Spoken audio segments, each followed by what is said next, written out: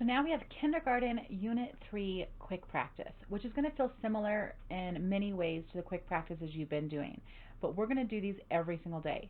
So for lessons 1 through 3, we're going to go over the 1 to 20 chart. So you should have a chart in your room that looks like this, or you can project this screen and show students the poster this way. But in this, we're just looking for students to elicit some patterns, things that they notice about this poster. We're hoping that students notice that it goes in order 0, 1, 2, 3, 4, 5, 6, 7, 8, 9, and then this goes in order 10 through 19. This also has 1, 1, 1, 1, 1, 1, 1, 1, 1, and this has 1, 2, 3, 4, 5, 6, 7, 8, 9. So what we want to address is how is it different from this side? So how is this side different from this side? And they can see, well, this one has a 1 in front. Well, let's look at the dots. This doesn't have any dots, but how many does this have? This has a group of 10.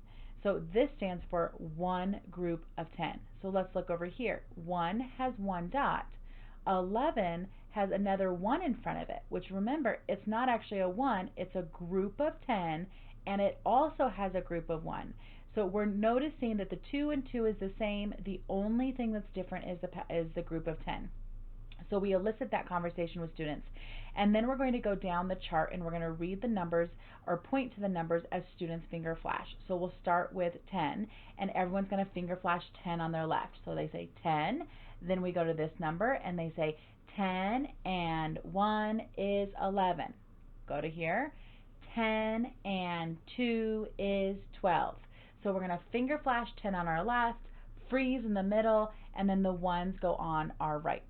So we're going to go all the way through as we finger flash those. I like to have students stand up or sit down and go back and forth to create more engagement. Then we just read the numbers. Boys and girls, let's read the numbers together.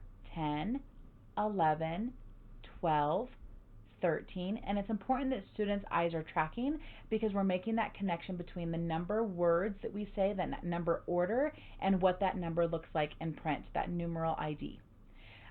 Then we're going to work on our musical instruments again for the first couple of lessons. This part does start to go away, but for the first few lessons we're using our giant number cards, and then students can just choose which sound or which instrument and movement we're going to use. So let's just say that we're going to use the maracas, and we're going to shake our fists up and down, shake, shake, shake. When I go to this screen, or when I use my giant yellow cards, we're going to have students do the shaking, the maracas today, for any of the numbers. So if I point to 7, students would say 7, and we're going to pause after 5 and then extra. So it would say shake, shake, shake, shake, shake, shake, shake, because we did a group of 5 and we did 2 more. Now, if you do it with your numbers and students are having a hard time keeping track of the 5, you can always turn your yellow cards over and you're going to point to the dots while they shake until you can take away the scaffold and students can do it without seeing the dots. But our idea is, can we count 5 in our head? Can we keep track of 5, pause, and then know how many extra? It's that group of 5 and extra. Boys and girls, what's the number? 8. Let's keep track. Ready, begin. Shake, shake, shake, shake, shake, shake, shake, shake. 8 is 5 and 3. So we're going to do that for all of the different numbers. Lesson 2, that repeats itself. You can see everything stays the same. Lesson 3, it repeats itself. Then we get to lessons 4 to 15, and now everything's going to be the same for that set of lessons. So every day we'll repeat these. We're going to use our teen numbers now by building it in expanded form. So we're going to say 10 and 1, and as I build the numbers with the yellow cards, or the student leader does, you're going to, or the students are going to finger flash. So when I say 10 and 1, and then we put them together, is 11. Class, 10 and 2 is 12. We put them together so they can see the 12. 10 and 3 is 13. And we keep doing that while they finger flash and we build the numbers. Then we're going to continue on here until we talk about see, say, show the number. So the idea is that I can use the arrow on any number and you can quickly show me that number of fingers on your hands. So I have a different pointer here, so I'm not going to use the pink pointer, but you could use either one. So here we go. Class, class, what's the number? 6. So oftentimes I'll point to it like this. We just point to it and that's as quick as they can do with their fingers, because many of them are going to have to count by ones. But the more we do this quick practice, the more that's going to become automatic. And they just can quickly show me how many is 6. And then I'll say, so show me the number. Boys and girls say the number.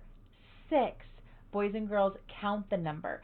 So I add the counting if students are still struggling and I'm seeing a lot of fingers that are not correct. Then we'll recount all of our fingers to make sure that we have the 6. So if I do here, I'm looking for everyone as fast as they can to show me 7. Now I'll have them show me right here on their heart box or right here on their chest, because when they put it out in the air, a lot of students just start mimicking what other kids are doing. And I want to see that they didn't know it. It's okay if they didn't know it was 7, but I want to see that, and I'll see it more if I see their fingers going in front of them like this. So we point to 7, 7, say the number, 7, count the number, and then we can count all the way to 7.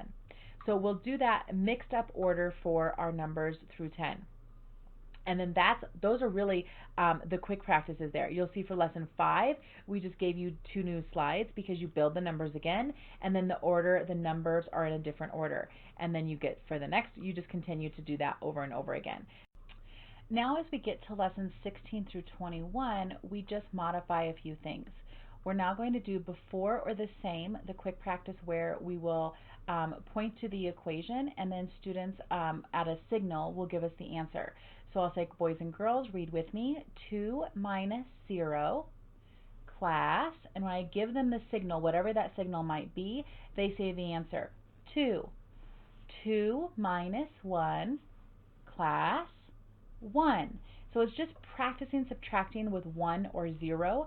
I have found for this particular quick practice that it helps sometimes if I have the number parade also showing, because the student leader then can be pointing to the number parade. So if I'm at 2 and I subtract 0, does it say the same, or does it change? Does it go back 1? Right? So that's the pattern, is on the number line or on the number parade, we're looking to see, does it go forward, does it go backward, or does it stay the same? And every time we subtract 0, the pointer, what we're pointing on, if I'm pointing at 2, it stays the same. It doesn't go anywhere. Versus when I'm at 2 and I subtract 1, we go back to 1. So you may choose to have a number parade also showing here. You can grab it from the other slide and put the numbers in order so students can see those types of patterns. You're going to continue to make your teen numbers and have students flash them, so see, say, show, using the teen numbers. And then you get to an addition slide here. So you don't necessarily need the slide, but it's about telling addition stories. So we're going to ask students to tell +1 stories. So boys and girls, who can tell us a +1 story today? And Sarah comes up and Sarah says, there were 2 pieces of pizza on my plate, and then I got 1 more. Right? So the quick practice direction is, then the student leader gives a signal and the class would say 3, and they would all tell the answer together, and that would be the story. I like to add a little bit to that one and say, so let's say the story together. There were 2 pieces of pizza on her plate, and she got 1 more. Boys and girls, everyone tell her story. Sarah had 2 pieces of pizza on her plate, and she got 1 more. Now let's ask a question. How many pieces of pizza does she have? And I want students to tell all the parts. So there's a beginning, there's a middle, and an end. So there were 2 pieces of pizza on her plate. She got 1 more. How many pieces of pizza does she have now? And on the signal, everyone can show their answer and tell the answer. Class, 3. And then we're just going to tell a story every day for the remaining of the lessons. Now the teacher can say, now I'm going to give you some addition problems, and you're going to tell me the answer. 4 plus 1? 5. 6 plus 1? 7. So now the teacher is just going to give a myriad of +1 problems orally to students. So the first part of that quick practice, when you get to this slide, is to have students tell the story, a +1 story. Okay, the student leader gives a signal and the class says the answer. You can repeat that a couple of times based on your time, and then the teacher is going to give several +1 equations and give a signal, and students are going to respond. You can see that by 17 through 21, that all stays the same. We continue to do that. But teachers that do the story problems every day find that their kids get much better when they're in the unit having to develop those math stories from the scenes the playground scene and the park scene and whatnot, because they've done it every single day. Every single day we're just telling a +1 story. For right now, it's just +1. So those are your quick practices. Again, you can tell by the yellow slides when we change the quick practices, or by these strong colors, right? You'll see every time the quick practice changes just a bit, and then you'll get all the slides that you need for that set of quick practices.